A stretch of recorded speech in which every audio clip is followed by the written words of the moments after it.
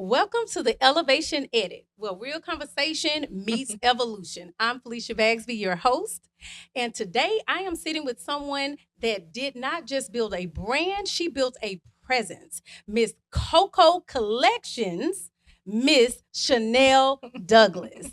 Hello, Hey, welcome. beautiful. Hey, Sugar, how you I'm doing? good. How you doing? I am doing so good. I am so glad to have you here. Um, I want to get into how we met. Okay. And then we'll get into the questions. It was so ironic. I was preparing for our Rome trip, and I did not want to take my real jewelry, of course, for obvious reasons. Yes. And I called my son's friend, Mhm. and he said, "Hey, I know who has amazing pieces Mhm. that won't tarnish. It'll get you through your trip and Right. beyond." So I said, "Oh my God, send me the link." She sends me the link. I look on the link. I'm like, okay, I like everything that I'm seeing. But what impressed me more, I am an on demand type of girl. Why? I know it's bad, but you answered. Yes. Not only did you answer, you did not know me. You Mhm. answered, you shipped what needed to be Yes, shipped. ma'am. And then There we go. here we go. All right, so let's get into it. What inspired you to start your business, the Coco Collection? Whew. I knew like college was not for me. I knew a 9 to 5 was not for me. And I just knew I didn't want nobody telling me what to do. But I didn't know what direction to really go in. And I remember like just praying to God, asking God, like, what should I do? And just by the grace of God, I had this necklace and I call it the originator necklace because that's what originated my brand. I had this necklace on for like 6 months and it never did turn. And voila, like Coco's collection. So it was just one of those things like entrepreneurship wasn't something that was presented to me. Entrepreneurship was not something that I really heard of. I seen hustlers growing up, but the type of hustling I seen, I knew I couldn't go that direction. So after that, I just really started to like build my brand. I started to go to the flea market on the weekend selling like my necklaces for $10. And one weekend I ended up making like $1,300. And when I made $1,300, that was like all the icing on the cake I need. I was like, if I can make $1,300 in 2 days and I'm going to work and I'm only getting paid like 600 and not even $700 for 2 weeks, It's a no brainer. it's a go. So you just said something that's interesting. You said where you grew up, you saw hustling, but you didn't want to do that type of hustling. Where did you grow up? I grew up in RV. Yeah. I'm Roger Williams. Yeah. RV. Roger Yeah. Williams. Long time ago though. Yes. That's all right though, because that's what's up. You know, It molded me. it It that molded me. part people do not understand Mhm. that coming up like we came up, Mhm. it molds you. Yes. You know, and I know there's a large age gap in Mhm. between us, but I wouldn't change it for anything At all. because it gave me the ability to say that I can truly acclimate in any setting, the White Mhm. House or the crack house. Of Mhm. course, I'll be uncomfortable in the crack house, Yeah, but I but could I know how to acclimate that. I know how yes. to operate in there. So Mhm. that's amazing to know Yes. that that's your upbringing. What school did you go to? I graduated from Williamson. Okay, Yes. that's what's A up. lion at heart. I Why love not it. Wilson? I I love gotta that. say Wilson. Wilson, Not okay. Williamson. Wilson. I love that. That's Yes. all right. What year? I graduated 2014. I actually graduated early. Wow. I graduated in December. I walked in May. I used to be a fighter. I got kicked out my 10th grade year. When I got kicked out my 10th grade year, I did all my work to the point they started giving me 11th grade work in 10th grade. What, you used to throw hands? Now A see hand ain't never been afraid to get thrown, right? Yes, I used to, and that's another thing that like kind of built my foundation of like Coco's collection. I went through depression like really, really bad because I was somebody I never cared what I said. I wasn't no bully, but if your shirt ugly, your shirt ugly, and I'm gonna tell you your shirt ugly. That part. And that was like it used to get me into stuff, and then it was like I went through like space in my life where I was so depressed, and I really built my relationship with God. And in the mix of building my relationship with God, I feel like that's who He built this Chanel that you see today. And this Chanel is what built Coco's collection. Because if I would have stayed the Chanel that I was, I would have never been able to build Coco's collection. I would have still been a worker in the system. So it was just all the groundwork, the foundation work. Like I didn't choose Coco's collection. Coco's collection chose me. And that's funny because that's how God works. Mm-hmm. And like with me, my husband and I talk all the time, and I was like, you can't. There are only certain things that can hurt my feelings. I Yeah. have a tough skin. Mm-hmm. You can't. You I can't mean, hurt my what are you feelings. going to say about me or to me that I don't know about myself, that Yeah. I'm not afraid to get on the mic and say myself? Yes. So that is character. Mhm. That alone. I told you when we met for our pre-meeting or Mhm. whatever that you have an old soul. I So do. that is Everybody always say that's an old Everybody soul. always That's say that. definitely real because Mhm. what can you do? I'm Yeah. going to speak my truth. Some say it's blunt. Yeah. Some say that we're aggressive, but that's just who we are. Yes. That makes us who we are. It was. Was there ever a moment when you were at your lowest and had to show up after starting your business? Yeah. Okay. Let's get into it. I would give you two. Okay. Because one was in the beginning of Coco's collection, and then one was just like 2 years ago, like in the middle of Coco's collection. The very first one, I went through a real bad breakup. And I was like in the middle of a transition. Like it was like a breakup that was like so bad and like took a toll on me because I was in a relationship for 7 years. And it wasn't something that I seen coming. But I was in the middle of a transition season. And I remember like it was so bad. I used to be in there packing my orders and I used to be in there boohoo crying. Like crying because of everything that took place. And I didn't understand why I was going through what I was going through at that time. Like this is before Coco's collection just really took off the way that it did. And I used to go in there and I try to work and I cry and I go back and lay back in my bed because this time my office was in my house. And then I go back in there and do it. And it was just so tough. But I feel like that right there, I thank God for going through that season because it really helped me and molded me and grounded me. And then like the second one. Wait, before you get into the second one, let me ask you something. 7 years ago, how old were you? Oh, I was young, like 22. See, that's what I wanted to touch on. It's so many young ladies that are entrepreneurs now that are amazing, that are just doing things that I've never seen here in our city, but are dealing with what you dealt with. What do you say to those girls, those entrepreneurs now that have that man, have that partner that they think that they're madly in love with, but just can't get it together, and we don't want them to miss what God has for them, but they can't see past that heartbreak. They gotta get a relationship with God. That's the only thing that brought me through it. Like me and my ex, we still cool to this day. Like our breakup at that time was messy, but it was all because we were in the middle of a transition. Okay. Like we're two different. Like we went from teens to young adults.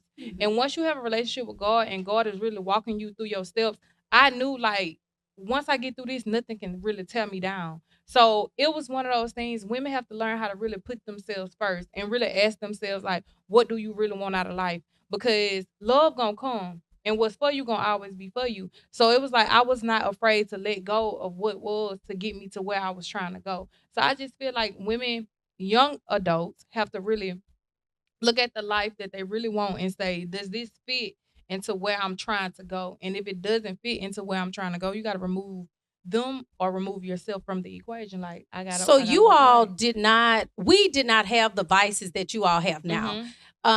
I see all online now, everyone talking about the 90s, and we were it because the 90s were different. We could live our life. We could make an error. We could break up. We could get a crappy gift.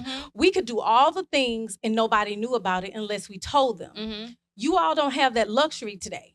So how do you tell those girls that are so in depth with social media presence, with social media in their life? What do you say? Because that's a real thing. Social media trauma is a real thing. I'm gonna look in the camera when I say this. Please do so. Stop letting social media run your life. It's just a media. It's just the app on the phone. Like it don't matter what nobody. Like the guy that I talked to this year for Valentine's Day, he got me flowers, teddy bears, and chocolate. I was happy with that because that's what I like. Absolutely. And nobody can make me feel bad for doing like accepting that gift. Most people, if I ain't got no Chanel, I ain't got this. That's what you want. So it's just like people have to get to a point where they don't allow social media to dictate their lives. Like I have ton of vision on my life. Nothing, the media doesn't influence me at all. I'm just here to make my mark, motivate, and get gone. That's So I right. just feel like people got to know who they are, and once people start to understand who they are, that's when they'll stop caring so much about the media. Because when you're a simple person, nothing really bothers you for real, for real. Like when you know who you are, nothing bothers you It's either. that. I don't think that you're a simple person because I'm the same way. But Mhm. what I notice now, people will judge and go off of what they feel is real off a 30-second reel, Mhm. not knowing what all is happening, not Mhm. knowing all of the other variables in someone's life. Mhm. And you've dictated your life off a 30-second reel. Yeah. And now you've messed up something that God potentially had for you Mhm. because you're showing your representative self. And Mhm. God wants to bless who you are. Mhm. Okay. So let me ask you this. Who is Coco beyond the jewelry brand? Um, Coco is a little girl from the hood. A little girl from the hood. Oh, yeah, a little girl from the I hood know that's right. who seen oh everything that she didn't want to be. Absolutely. But it motivated me. It's like I don't judge, but I know that I want to be better than what I seen. Absolutely. And I am a generational curse breaker. I am gonna be that one that really changed the narrative of my family. I am, if I'd have made $1 million, I want them to come behind me, make 2 million, billions, trillions, however much you can make, because you know somebody's like that in your family. So I am that person who has really set out for themselves to be the best that they can be. I'm just somebody that I know for a fact when I leave, I want my presence to be remembered. Like I don't want you to. I want people to be like, I met her. She helped me just by having a 5 minute conversation with me. So that's who Chanel is. Chanel is somebody that wants to pour back into her community. Somebody who wants to show them if I can, you can, and if I can, just be better than what. If I'm giving you the blueprint, be better than what I'm giving you times 10. So it's just like I just want to make a big impact in my community because that's what I see my mama doing. So that's who Chanel is. Somebody Chanel is a dreamer. Chanel is somebody that can overcome anything. Chanel is somebody that can release negativity. I can evolve in any situation that I'm put in. I'm gonna come out on top every single time. Can't nothing bring me down. And Chanel is a changed woman. A woman who really believes in God, a person who wasn't like this years ago. I love that. I can so relate. Mhm. No one ever could have told me we would have been here 6 years later. Mhm. It's been so many obstacles, so many things that kind of shifted where Mhm. we are today. But it's about change. Yes. It's about helping. But here's Mhm. the thing, what I've learned in my journey, Mhm. you have to want to be helped. Yes. Like you said, I can give you the blueprint, I can take you to the water, but you got to bend over and drink it. That You I have to can't do make you that. drink. You can't blame someone for you not trying when they've given you everything that Mhm. they could give. So I think that is really, really powerful, Yes. Chanel. Did you ever feel overlooked or underestimated on this journey? No. Not By never. no one, you never look, it never was And overlooked or underestimated that you were going to achieve what you've achieved today. I never felt overlooked Okay. because what they felt could never dictate my life. You get what I'm I saying? Like do. it's like, Okay. don't get me wrong, people. I don't want to necessarily say like just counting me out, Mhm. but people had their doubt. Mhm. Like I was told one time, "What if you go to Houston and you fail?" And I was like, I could never fail because I did it. Mhm. My dad used to tell me, you need to make sure you have you a 401k. Don't go quit that job. You don't know what you're gonna do. Still to this day, right now, my dad tell me every chance he get, I'm so glad you ain't listen to me, baby. I'm Mhm. so glad you chase your dream Mhm. because I was just trying to lead you right, but you seem bigger. Mhm. So it was just like I don't allow other people doubts, their fears, or anything to interrupt my journey with God.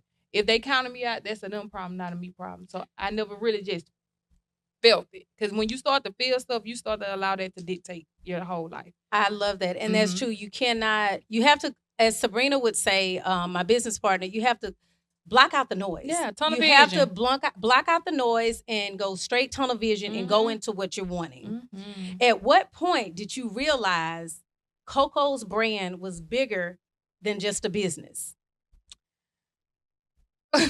when I got fired from my job, and um it's a couple things. When I got fired from my job, and I told God that I wanted to save $10,000 before I get fired, and I mean before I quit.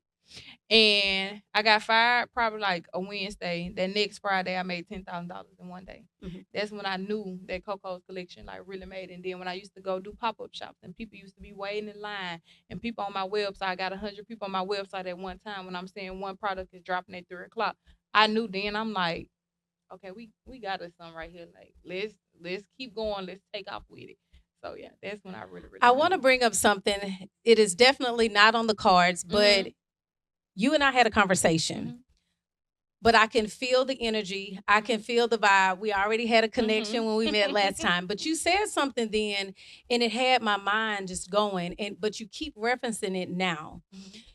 You said we saw a particular person pass by us at the table.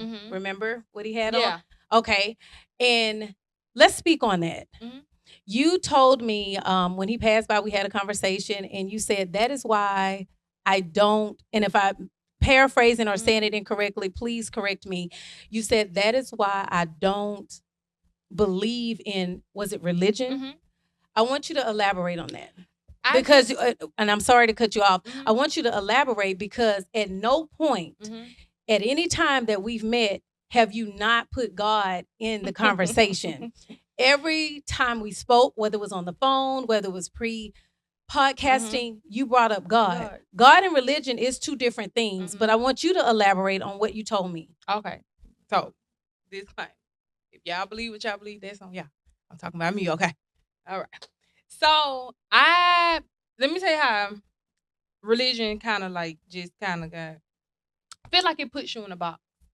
And I just feel like people don't live up. They try to live by the expectations of the book instead of trying to ask God which direction should they go in. So when I went through depression, I ended up getting down on my knees. And I was like, God, I was like, I want you to show up for me, not based off what the Bible tells me, not based off what my grandma tells me, my mama tells me, my godmama tells me, or even the church tell me. I want you to really just show up in my life. And once God showed up in my life like that, I just started to realize like I had so many questions that couldn't get answered for real. Like you can tell me that this person is Muslim, you can tell me this person is a Christian, you can tell me this and that. I am just trying to understand how is all of these religions a thing when it's one God. And God is really the person and the thing that's really carrying us through it all. So it's more so of I just didn't want to put myself in a box.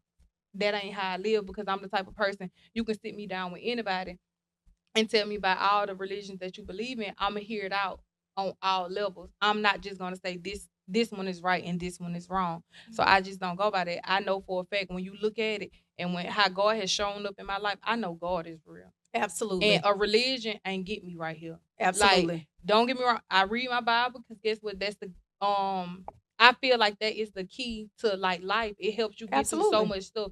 And the Bible carries me through so many different things. So it's like I go based off what God carried me through and what God tells me to do, based off not what no man say. Because when you look at religion, sometimes it's from what I understand, it's a man-made religion. God did not say believe this. God said follow me. Follow I him. want to follow God. I don't want to follow everything else. I appreciate that, and I wanted to touch on it. I was battling touching on it, but I think it's important. Yeah, because I really don't talk about stuff like but this. I wanted to bring it up because your generation has to have something that's tangible, something that's real, something that's touchable. I can touch you and say what you've done. I can touch you and see what you've done. Not something that I see online, something that you and I have seen together to know how God has showed up in your life. And a lot of girls, I can speak to the young men, but a lot of girls need that. Yeah. We need that. A lot of girls are fatherless. Yeah. You yourself had your father, and you talk about all the time how he was a presence in your life. Yeah. But a lot of us did not have that. So for those girls out there that are starting their business, that is not knowing where to go or on that 9 to 5 need to know that you have to believe in something outside of man. And religion does not religion, God. Because whatever that looks like for you, it needs to be there. Because God is very much so real. Absolutely. God is going to carry you through. You trying to run this way and this way, but God is right in front of you. God is right with you. So that's how when I went through that, that's when I knew. I'm like, okay, God, real. Like my grandma ain't had to tell me. My mama ain't had to tell me nothing. My godmama, baby, I went to God, pray for myself, and ever since then, God has showed up in my life like no other. So anybody that want, I would tell you about God, and I tell people all the time, like, God is my business partner. So that's why I'm rich. Like, that's why I have everything that I need, because God is my business partner. It is so funny. I told Sabrina today, she said, what did you do yesterday afternoon? I said, I had a meeting and it went over about 15 minutes. That's why I couldn't answer you. And she was like, okay, what we working on? What you got going? I said, I took everything to God. I said, I had to do something different, Brina. I took, because what we're working on and what we're doing, I don't want to speak on it right now, but I got to take it to him. And that was the only thing that I had never done. I say, you're my business partner. I say, but we got to go a little higher. I need to talk to the CEO of this thing. And that's been my business partner since day one. And that is the best business partner we could ever have. Yes. So with that being said, what sacrifices did your success require? And do you feel successful, not monetarily, but do you feel successful inside, and why? The sacrifices I had to really truly make was to leave my old self behind.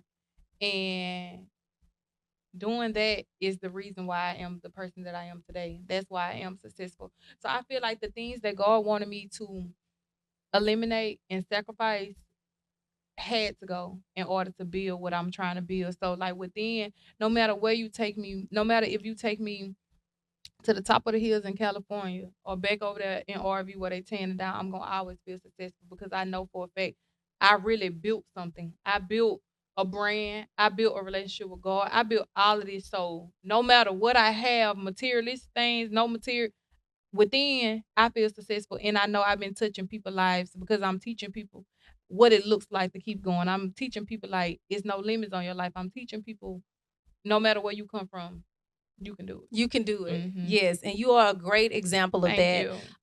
Everything that I see from your videos to your snippets, everything that I see, I love it because you own it. When we met the first time, you came in and you owned all of it.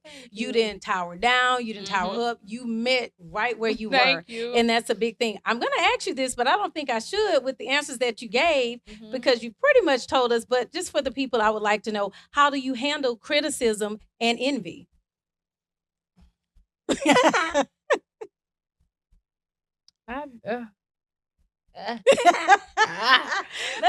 it. Let's hear it. I used to feel some type of way, but now, can we cuss? I think you should, if that's gonna get you. Okay. If it's the three, good ones. I don't give. Oh, that's the big one. Okay, yeah, I'm sorry. It's okay, but I don't care no more about envy, because I'm down here doing what God telling me to do. So if you jealous or you envy, that's a you problem, not a me problem. You start making problems your problem when you start to care what other people got to do and say. So I just got to a point where I just don't care no more, because it comes with the territory. So at what point was that though? Because it was more so like recently. Like it was more so recently. Wow. Because at first, of course, when you're building the brand, everybody wants to be a part of it. Everybody, I'm happy for you, da da da. But when the brand is built and they see like, dang, she went from this to this. Let's talk about it. They start to see you different. Let's talk about it. So the people that was cheering for me from the beginning, they ain't at the finish line clapping for me no more. Let's they talk back about there. It. She ran too fast. She got it too fast. Like, so the same people who I would have clapped for, that I was happy for, they stopped clapping for me. They was no longer happy for me. And at first it used to hurt my feelings. At first, but then when I started to realize, no matter who you are, no matter what journey that you're on, when you're doing better, hate is gonna come, envy is gonna come, and it's not a you problem. You don't stop doing what you're doing. It's a them problem, because they don't have a relationship with God to get to where they gotta go. They too busy looking at your plate. But they don't understand if God is in my neighborhood, he's in your neighborhood too. He gonna bless you down just for clapping for me. Because guess what? If you clapping for me and you ain't got $1,000, but you just got $1 in your pocket, and you clapping for me because I got $1,000. Let's talk about it. It's gonna come to you. Let's and he gonna probably give you triple of what he gave me. Let's talk about it. So it's like stop. Like, stop. What can we do to break? And the next segment that I'll be having with Adrian after you, we are doing a seminar. And the seminar is called Break the Code. What can we do? It is enough. It is enough for all of us to eat. It is enough for all of us to eat well. But our generation has been programmed to not reach one and teach one. We've been programmed to say, I want to be the first, the middle, and the last. You want me to be honest? I mean, I couldn't have you here otherwise. It started at home. Okay. It started at home. Like, my mama ain't play. Okay. Like, my mama, I am the person I am right now because my mama ain't play. Me like, too. You not finna, we ain't hating over here. If they got it, just because I never forget, my mom was like, name somebody who got more than you. And then I was like, when I had to think about it, she was like, yeah, you can't say nothing because you got everything that you need. When your mama giving you love and she's instilling certain rules in you, you're never going to grow up to be a hater because you got love early. You got so many people are programmed by hating on people. And then it's deeper because what are they listening to? What are they watching? Why are you watching baddies? Why are you watching these folks? And who's around you? Yeah, you get who's around you? All of that play it's deeper. When I had to break the curses against my life, I had to separate myself. God had to really prune me. Like, absolutely. This Chanel is the Chanel that was deep inside, but I had to peel back layers to get here. And this is not the season finale. Like, this is not, I still got work to do, you know? But at the same time, I had to go through a season where I had to look at my circle and say, what's this? What am I doing? Because it ain't them. It's me. I'm at y'all level. Absolutely. And y'all level ain't bad. It just ain't my level no more. Absolutely. So people, it's deeper. Like, it's deeper than what we see. So, of course, a lot of people are programmed, but a lot of people don't want to break those chains to get out of that program because change is hard.